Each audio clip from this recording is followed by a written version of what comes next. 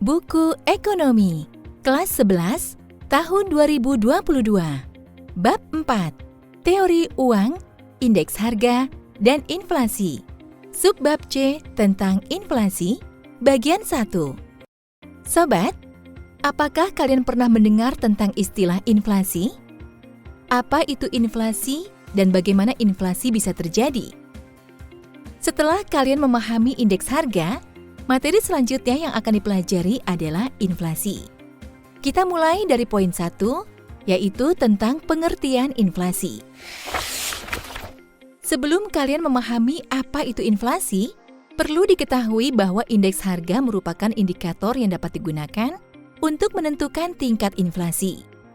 Nah, untuk memahami materi inflasi, silakan kalian simak perumpamaan berikut ini. Pada tahun 2000 dengan 16 keping koin, kalian bisa mendapatkan 3 butir telur. Sedangkan pada tahun 2010, dengan 16 keping koin, kalian hanya mendapatkan 2 butir telur.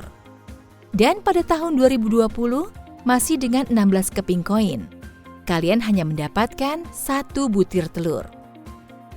Mengapa hal itu bisa terjadi, sobat? Pernahkah kalian mengalami kondisi seperti itu? Seiring bertambahnya waktu, jumlah barang dan jasa yang dibeli dengan uang tertentu semakin berkurang. Kondisi tersebut merupakan sebuah fenomena yang disebut dengan inflasi. Jadi, apa itu inflasi? Simak dengan baik penjelasan berikut ini. Menurut Badan Pusat Statistik www.bps.go.id, inflasi adalah kecenderungan naiknya harga barang dan jasa pada umumnya yang berlangsung secara terus-menerus di dalam suatu perekonomian. Jika harga barang dan jasa di dalam negeri meningkat, maka inflasi mengalami kenaikan. Naiknya harga barang dan jasa tersebut menyebabkan turunnya nilai uang. Dengan demikian, inflasi dapat juga diartikan sebagai penurunan nilai uang terhadap nilai barang dan jasa secara umum. Lalu, mengapa ya inflasi ini bisa terjadi? Kita akan bahas hal ini di bagian selanjutnya ya. Pastikan kalian tetap menyimak buku audio ekonomi ini. Secara umum, kondisi inflasi terjadi jika 1. Terjadi kenaikan harga. Ketika harga mengalami kenaikan, maka akan mengakibatkan jumlah peredaran uang naik. Jumlah peredaran uang yang semakin naik akan mengakibatkan berkurangnya nilai uang. 2. Bersifat umum. Maksudnya adalah kenaikan harga terjadi pada semua barang. Apabila kenaikan harga terjadi hanya pada 1 atau 2 jenis barang, itu belum termasuk inflasi. Dengan kata lain, inflasi harus menggambarkan kenaikan harga sejumlah besar barang dan jasa yang dipergunakan atau dikonsumsi dalam suatu perekonomian. 3. Berlangsung secara terus-menerus. Kenaikan yang bersifat umum belum akan menimbulkan inflasi jika terjadinya hanya sesaat. Oleh karena itu, perhitungan inflasi dilakukan dalam rentang waktu minimal bulanan. Karena dalam sebulan akan terlihat apakah kenaikan harga bersifat umum dan terus-menerus atau tidak. Apabila kenaikan harganya hanya rentang harian, belum termasuk kategori inflasi. Itulah sobat, 3 kondisi sehingga terjadinya inflasi. Sobat, kali ini kalian telah memasuki lembar aktivitas ke-10, yaitu tentang konsep inflasi, dan berikut adalah petunjuk pengerjaannya. 1. Aktivitas ini dikerjakan secara berkelompok. 2. Tonton video pemantik pada tautan berikut ini. https://www.youtube.com/watch tanda tanya V sama dengan 01J4VAK1WFC. Adapun judul videonya adalah Kenapa negara tidak mencetak uang sebanyak-banyaknya? 3. Jawablah pertanyaan berikut ini berdasarkan video yang sudah kalian tonton. Dan berikut ini adalah pertanyaannya. 1. Mengapa negara tidak mencetak uang untuk mensejahterakan masyarakatnya? 2. Apa yang kalian ketahui tentang inflasi dari video tersebut? 3. Apakah perekonomian setiap negara masih membutuhkan inflasi? Jabarkan dengan bahasa kalian sendiri. 4. Apakah inflasi merupakan sesuatu yang sangat membahayakan bagi perekonomian suatu negara? Jelaskan. 5. Sebutkan contoh negara yang pernah mengalami inflasi yang sangat parah. Silakan sobat, kalian pahami terlebih dahulu tugasnya. Selanjutnya, kalian dapat mengerjakannya. Semangat! Baiklah sobat, setelah kalian memahami materi tentang pengertian inflasi, berikut lembar aktivitasnya. Selanjutnya, kalian akan beralih untuk menyimak materi pada poin kedua, yaitu tentang penyebab terjadinya inflasi. Apa sajakah penyebab terjadinya inflasi tersebut? Sobat, terdapat 2 penyebab inflasi, yaitu A. Tarikan permintaan atau demand pull inflation. Inflasi ini disebabkan karena adanya tarikan permintaan barang dan jasa yang lebih tinggi dibandingkan dengan kapasitas produksi. Dengan kata lain, penawaran barang lebih sedikit dibandingkan dengan permintaannya, yang pada akhirnya menjadikan harga semakin tinggi. Hal ini tercermin dari pelaku pembentukan harga di tingkat produsen dan pedagang, terutama pada saat menjelang hari-hari besar keagamaan, seperti Lebaran, Natal, dan Tahun Baru. Selanjutnya, B. Kenaikan biaya atau cost push inflation.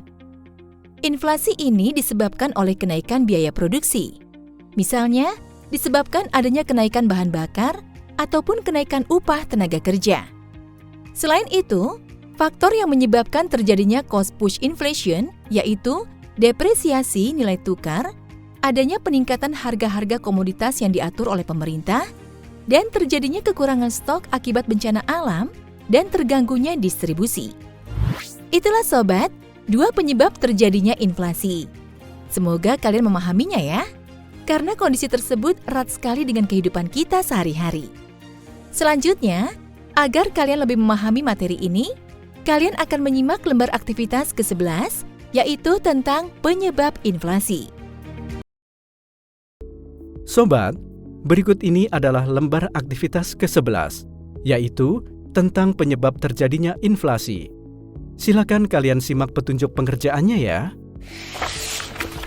1. Tugas ini dikerjakan secara berkelompok. 2. Carilah artikel yang memuat tentang penyebab inflasi.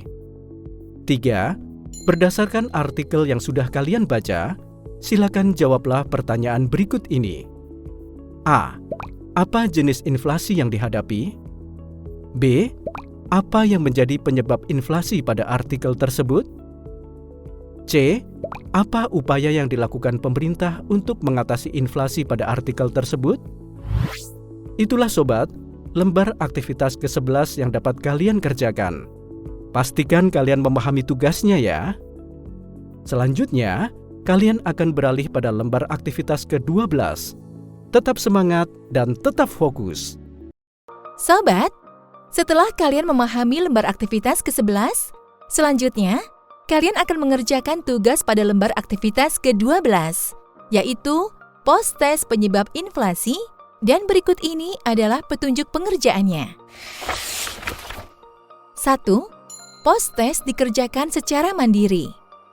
2. Berikan jawaban pada pilihan yang dianggap benar. Di antaranya, demand pull inflation atau cost push inflation, dan berikutnya adalah pertanyaannya. Termasuk demand pull inflation atau cost push inflation, pernyataan berikut ini. 1. Bahan bakar minyak atau BBM dan gas mengalami kenaikan harga. 2. Tarif dasar listrik yang ditetapkan oleh PLN mengalami kenaikan. 3. Terjadi kenaikan upah yang lebih besar dibandingkan peningkatan produktivitas. 4. Kenaikan pajak penghasilan badan usaha sebesar 5%. 5. Adanya ekspektasi konsumen terhadap kenaikan harga suatu barang sehingga permintaan meningkat. 6. Kenaikan tingkat konsumsi yang mengakibatkan naiknya harga komoditas atau produk tertentu. 7. Depresiasi mata uang meningkatkan jumlah ekspor, sehingga permintaan agregat mengalami peningkatan. 8. Peningkatan pengeluaran pemerintah menyebabkan meningkatkan permintaan agregat dalam suatu perekonomian. 9. Adanya peningkatan harga-harga komoditas yang diatur oleh pemerintah. 10. Akibat terjadinya bencana alam, suplai barang menjadi terhambat. Itulah sobat, 10 pernyataan yang harus kalian pahami terlebih dahulu. Kemudian kalian tentukan apakah pernyataan atau kasus tersebut termasuk ke dalam demand pull inflation atau cost push inflation. Selamat mengerjakan. Baiklah sobat, setelah kalian menyimak, berikut juga mengerjakan lembar aktivitas ke-12. Selanjutnya kalian akan mempelajari materi pada poin ketiga, yaitu tentang jenis-jenis inflasi. Sobat, jenis-jenis inflasi ini dapat terbagi menjadi 3 bagian, yaitu penyebab, tingkat keparahan, dan asal. Adapun penyebabnya meliputi tarikan permintaan dan kenaikan biaya produksi. Selanjutnya, tingkat keparahan juga meliputi ringan, sedang, berat, dan hiperinflasi. Kemudian asalnya meliputi domestik dan luar negeri. Dan sobat, berikut ini adalah penjelasan mengenai pembagian jenis-jenis inflasi tersebut. A. Berdasarkan penyebabnya, terdapat 2 jenis inflasi, yaitu 1. Tarikan permintaan atau demand pull inflation. 2. Kenaikan biaya produksi atau cost push inflation. B. Berdasarkan tingkat keparahan, inflasi dapat digolongkan sebagai berikut.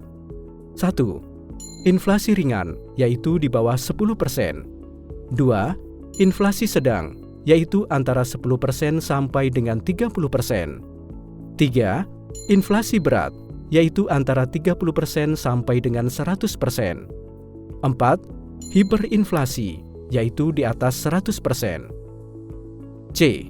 Berdasarkan asalnya, inflasi terdiri dari 1. Inflasi domestik atau inflasi dalam negeri atau disebut juga domestic inflation. Jenis inflasi ini dapat terjadi karena defisitnya anggaran belanja negara yang diatasi dengan mencetak uang baru. Ketika pemerintah mencetak uang baru, maka akan mengakibatkan jumlah peredaran uang naik sehingga nilai uang menjadi semakin turun. 2. Inflasi luar negeri atau import inflation. Jenis inflasi ini terjadi karena naiknya harga barang impor karena adanya kenaikan harga di negara asal barang tersebut diproduksi. Itulah sobat, jenis-jenis inflasi dan penjelasannya. Semoga menambah wawasan kalian ya, dan kalian juga memahaminya dengan baik. Sobat, kita lanjutkan materi pada poin keempat, yaitu tentang cara menghitung inflasi. Sobat, salah satu indikator yang bisa digunakan untuk menghitung laju inflasi adalah dengan menggunakan indeks harga konsumen atau IHK. Adapun rumus yang digunakan untuk menghitung laju inflasi yaitu laju inflasi sama dengan dalam kurung IHKN dikurangi IHKO per IHKO dikali 100 dengan keterangan sebagai berikut. IHKN sama dengan indeks harga pada tahun yang ditanyakan. IHKO sama dengan indeks harga pada tahun sebelumnya. Bagaimana sobat? Apakah kalian sudah memahami cara menghitung inflasi? Jika kalian belum begitu memahaminya, kalian bisa mengulang kembali audionya hingga kalian memahami betul, baik cara menghitung inflasi atau materi lainnya. Bahkan jika perlu, kalian juga bisa bertanya langsung pada guru kalian. Ingat, malu bertanya, sesat di jalan. Jadi, jika ada yang belum kalian mengerti, pastikan kalian bertanya tentang hal tersebut ya.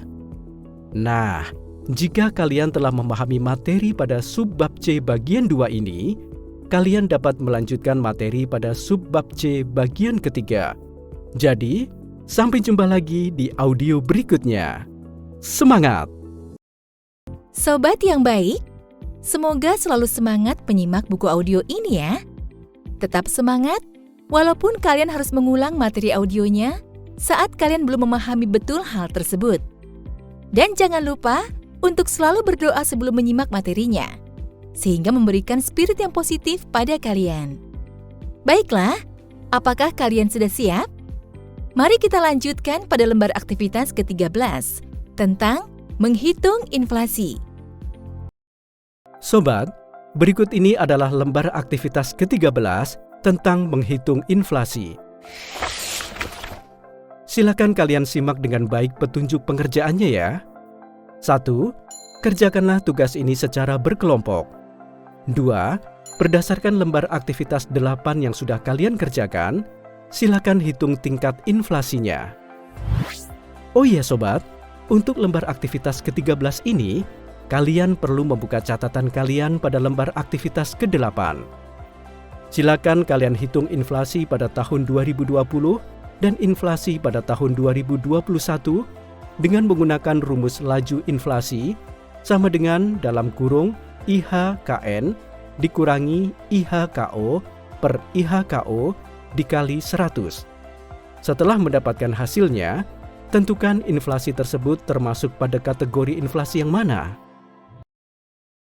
Selanjutnya sobat, setelah tahap pertama selesai, lanjutkan pengerjaan lembar aktivitas berikut ini. Carilah data indeks harga konsumen atau IHK setiap bulannya di kota tempat kalian tinggal. Adapun data yang dimaksud adalah data 1 tahun terakhir yang dapat kalian temukan melalui situs Badan Pusat Statistik, yaitu di www.bps.go.id.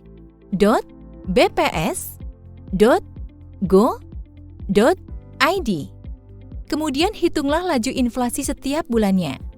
Sekali lagi, silakan kalian tentukan IHK dan laju inflasinya setiap bulan, mulai dari bulan Januari hingga bulan Desember. Selanjutnya, menghitung laju inflasi Indonesia pada 1 tahun terakhir. Dalam hal ini pada tahun 2021. Silakan kalian tentukan IHK dan berapa laju inflasinya pada setiap bulannya, mulai dari bulan Januari sampai dengan bulan Desember 2021. Nah, sobat, berdasarkan data tersebut, silakan kalian kerjakan tugas berikut ini. 1. Buatlah grafiknya. 2. Buatlah infografis berdasarkan pertanyaan di bawah ini. A. Apakah angka indeks harga konsumen mengalami kenaikan atau penurunan? B. Apakah angka inflasi mengalami kenaikan atau penurunan? Kemukakan alasan kenapa bisa turun atau naik tersebut. C. Komoditas apa saja yang mendorong inflasi pada periode tersebut? D. Hitunglah rata-rata inflasi pada tahun tersebut dan tentukan jenis inflasinya. Itulah sobat, lembar aktivitas yang dapat kalian kerjakan mengenai cara menghitung inflasi. Pastikan kalian memahami tugasnya ya. Dan selamat mengerjakan. Sobat, setelah kalian memahami dan dapat mengerjakan lembar aktivitas yang cukup menguras pikiran kalian boleh istirahat sejenak. Jika sudah siap, kalian dapat melanjutkan pada materi berikutnya, yaitu poin kelima tentang dampak inflasi. Namun, jika kalian sudah siap untuk melanjutkan materinya, dengan senang hati kami akan menjelaskannya untuk kalian. Dan berikut ini adalah materi pada poin 5 tentang dampak inflasi. Sobat, perekonomian suatu negara pada dasarnya masih membutuhkan inflasi dalam tingkat yang wajar sebagai upaya untuk meningkatkan pertumbuhan ekonomi. Tingkat inflasi yang rendah dan stabil merupakan prasyarat bagi pertumbuhan ekonomi suatu negara.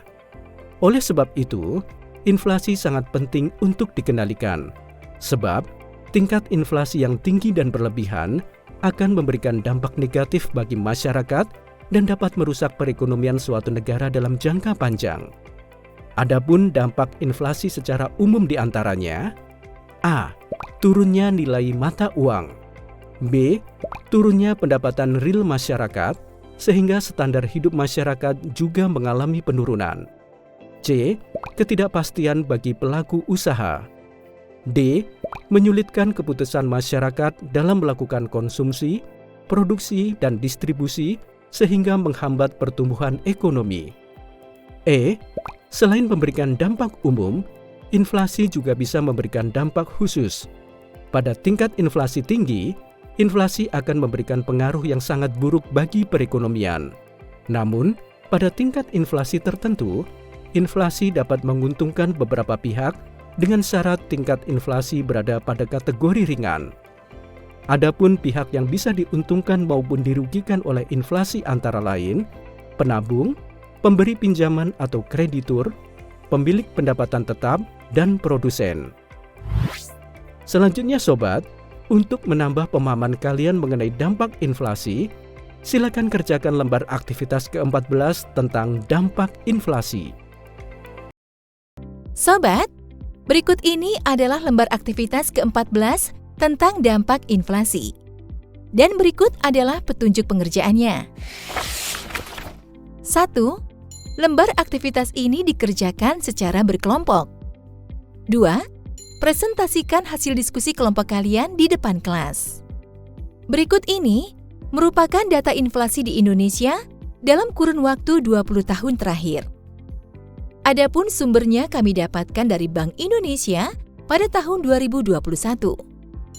Tahun 2002, tingkat inflasi di Indonesia sebesar 9,90%. Tahun 2003 sebesar 5,16%.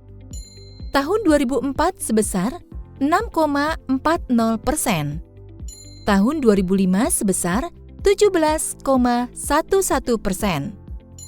Tahun 2006 sebesar 6,6%. Tahun 2007 sebesar 6,59%. Tahun 2008 sebesar 11,06%. Tahun 2009 sebesar 2,78%. Tahun 2010 sebesar 6,96%. Tahun 2011 sebesar 3,79%. Tahun 2012 sebesar 4,30%. Tahun 2013 sebesar 8,38%. Tahun 2014 sebesar 8,36%. Tahun 2015 sebesar 3,35%. Tahun 2016 sebesar 3,02%. Tahun 2017 sebesar 3,61%. Tahun 2018 sebesar 3,13%. Tahun 2019 sebesar 2,72%. Tahun 2020 sebesar 1,68%. Dan tahun 2021 sebesar 1,66%. Adapun keterangan data tersebut bahwa data yang diambil adalah data pada bulan Desember setiap tahunnya. Tahun 2021, data yang diambil adalah data pada bulan Oktober. Nah, sobat, berdasarkan data tersebut, silakan kerjakan tugas berikut ini. 1. Buatlah grafik berdasarkan data tersebut. 2. Carilah informasi mengapa inflasi tahun 2005 dan 2008 tingkat inflasinya lebih besar dibandingkan dengan tahun lainnya. 3. Pihak-pihak mana saja yang terdampak oleh tingkat inflasi tersebut. 4. Carilah informasi mengapa tingkat inflasi tahun 2020 dan 2021 lebih rendah dibandingkan dengan tahun lainnya. 5. Adakah pihak yang diuntungkan dari tingkat inflasi tersebut? Jelaskan. Sobat yang baik, kalian adalah apa yang kalian baca, kalian dengar, dan apa yang kalian lihat. Maka saat kalian membaca, bacalah hal yang memberikan pengaruh positif pada kalian. Dengarlah hal-hal yang membuat kalian semangat. Dan lihatlah hal-hal yang baik untuk memotivasi kalian juga berbuat kebaikan. Dan saat ini, kalian sedang mendengarkan ilmu melalui buku audio ini. Sehingga buku audio ini dapat memberikan inspirasi kebaikan pada kalian. Senang sekali. Saat ini kita bertemu lagi di buku audio Ekonomi kelas 11, Subbab C, bagian keempat. Sebelumnya, kalian telah menyimak lembar aktivitas ke-14 tentang dampak inflasi. Kali ini, kalian akan melanjutkan lembar aktivitas ke-15, yaitu post-test dampak inflasi. Silakan kalian siapkan catatan dan perlengkapannya ya. Dan sebelum mulai, mari berdoa terlebih dahulu, agar kalian mendapatkan kemudahan saat menyimak materi pada Subbab C, bagian keempat. Mari kita mulai lembar aktivitas ke-15, post-test dampak inflasi. Berikut ini adalah petunjuk pengerjaannya. 1. Lembar aktivitas ini dikerjakan secara mandiri. 2. Identifikasi pihak-pihak, baik individu atau kelompok yang terkena dampak inflasi. 3. Berilah simbol R atau U atau N pada pernyataan yang dianggap benar dengan keterangan simbol sebagai berikut. R sama dengan pihak yang dirugikan oleh adanya inflasi. U sama dengan pihak yang diuntungkan oleh adanya inflasi. N sama dengan pihak yang tidak diuntungkan maupun tidak dirugikan oleh adanya inflasi. Catatan: beberapa pihak bisa diuntungkan dari adanya inflasi dengan syarat tingkat inflasi berada pada kategori rendah. Dan sobat, berikut ini adalah pernyataannya. Silakan kalian simak dengan baik. 1. Ibu Melina, seorang aparatur sipil negara, menerima gaji tetap setiap bulannya. 2. Pak Doni membuka asuransi pendidikan anaknya untuk kurun waktu 10 tahun. 3. Nadia menabung di salah satu bank swasta. 4. Pak Miftah, seorang pensiunan guru PNS, setiap bulan menerima uang pensiun. 5. Pemerintah negara X mempunyai utang kepada negara Z sebesar $50.000 Amerika. 6. Nisa merupakan salah satu karyawan swasta di Surabaya. Ia menyewa sebuah apartemen untuk jangka waktu 3 tahun. 7. Bank memberikan pinjaman kepada nasabah dengan bunga tetap dalam jangka waktu 5 tahun. 8. Didin meminjam uang ke salah satu bank swasta di daerahnya untuk jangka waktu 4 tahun. Uang tersebut digunakan untuk modal usaha. 9. Pak Ridwan bekerja serabutan dan memperoleh penghasilan kecil setiap minggunya. 10. Pak Heri membeli rumah secara kredit selama 15 tahun di salah satu perumahan di wilayah Bekasi.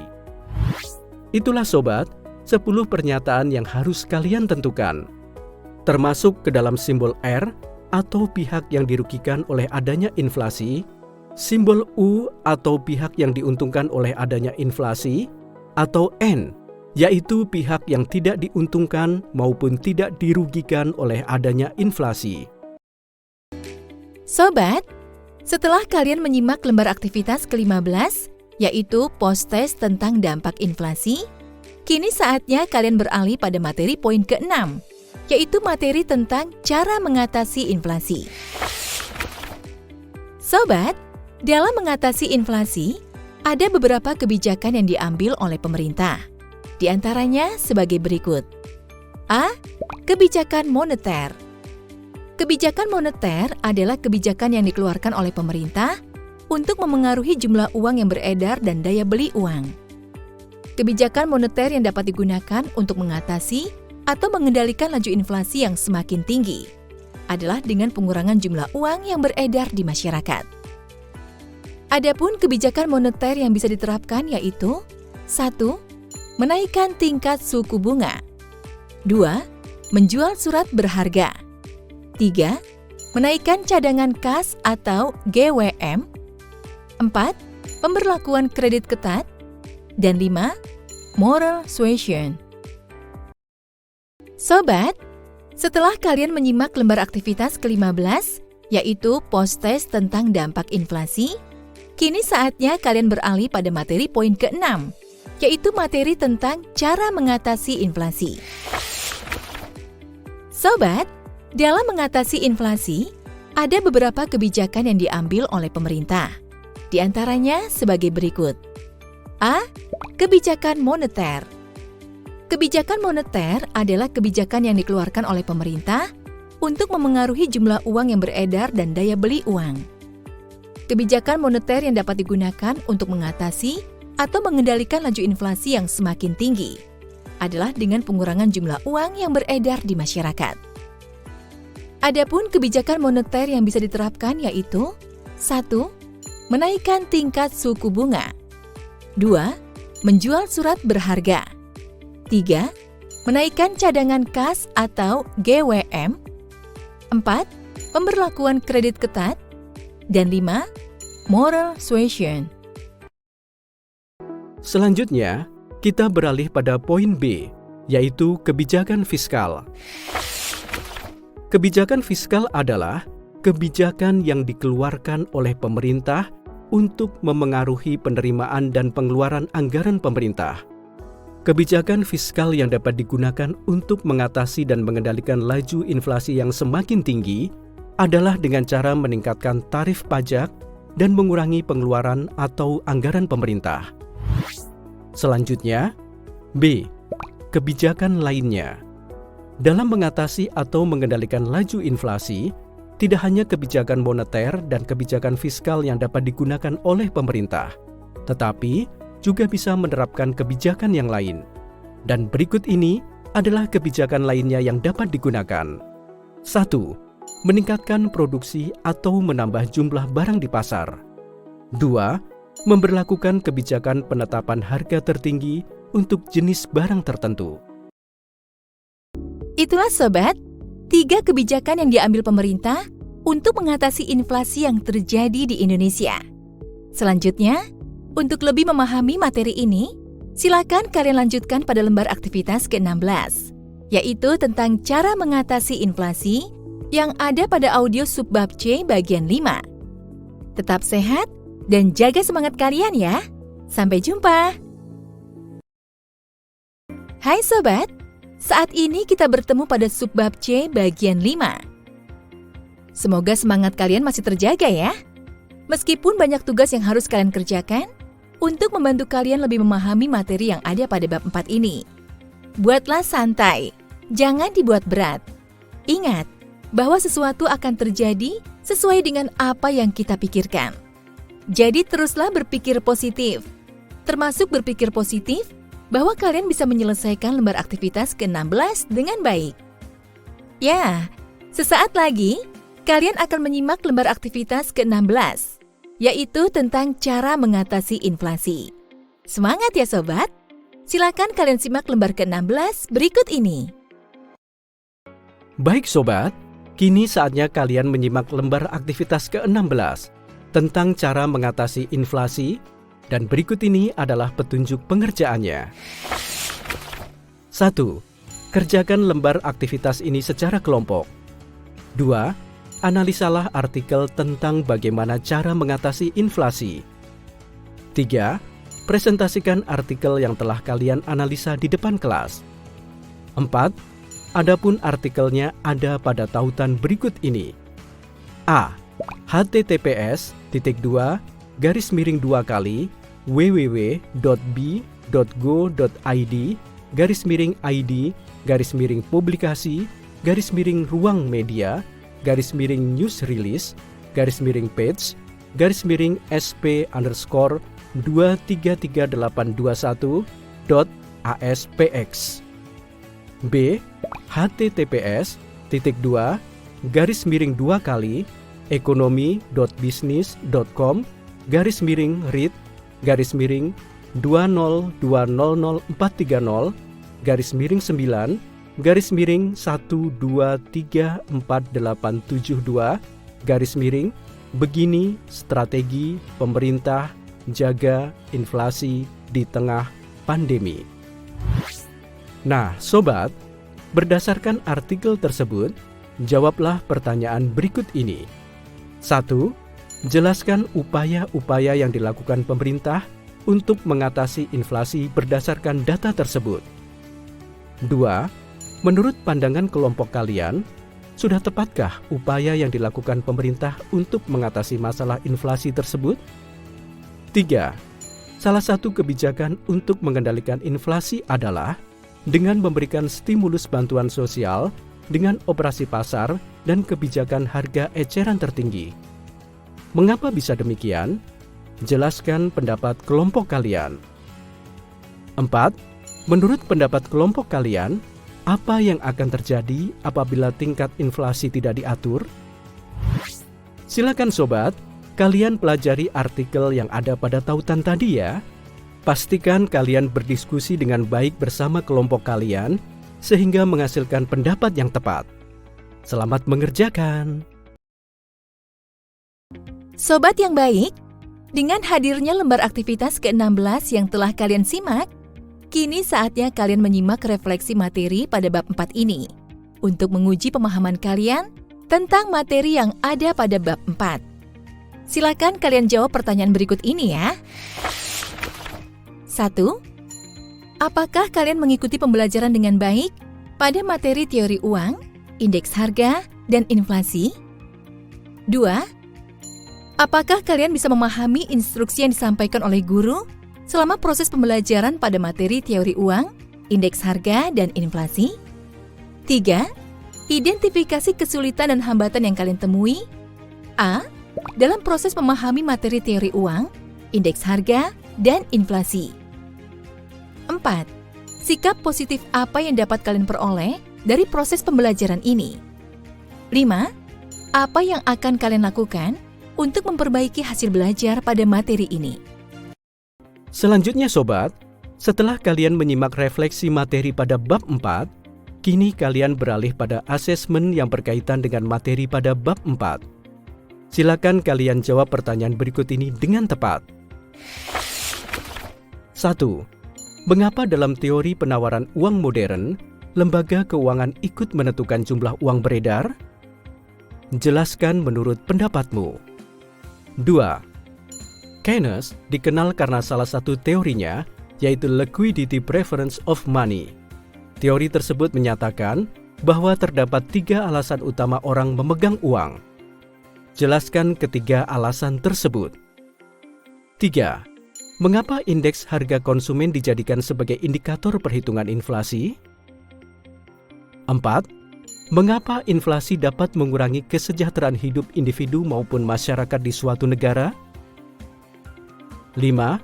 Inflasi bisa diatasi salah satunya dengan menerapkan kebijakan moneter.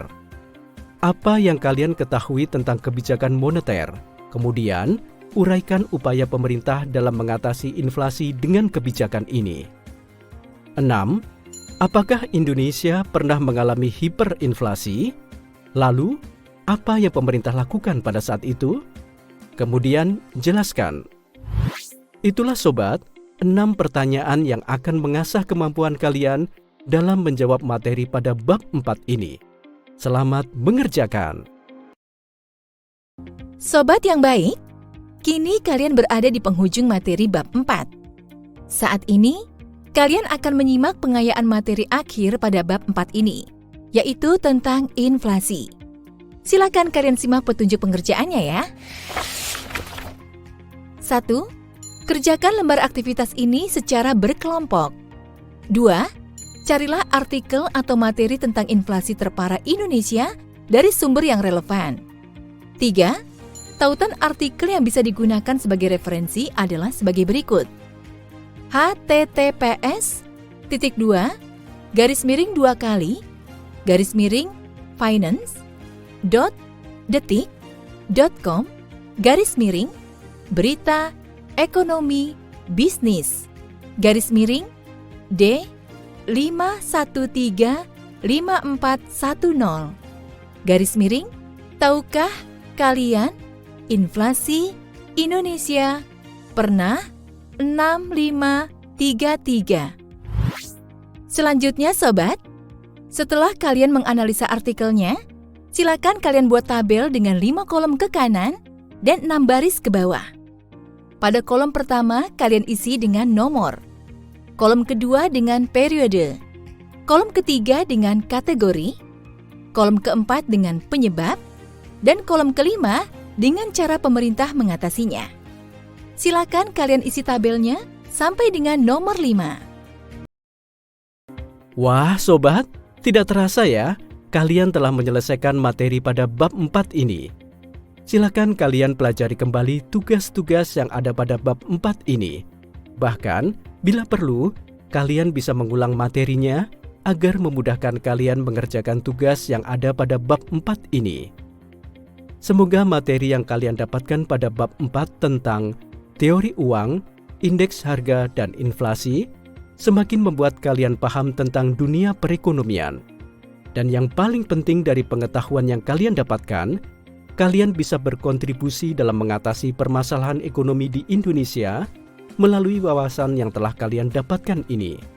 Namun, bab 4 ini bukan akhir pertemuan kita loh. Masih ada satu bab lagi, yaitu bab 5 yang akan kalian pelajari, yaitu materi tentang kebijakan moneter dan kebijakan fiskal. Seperti apakah materinya? Nanti kita bahas pada audio berikutnya ya. Pastikan kalian terus menyimak buku audio ini. Sampai jumpa pada materi bab 5.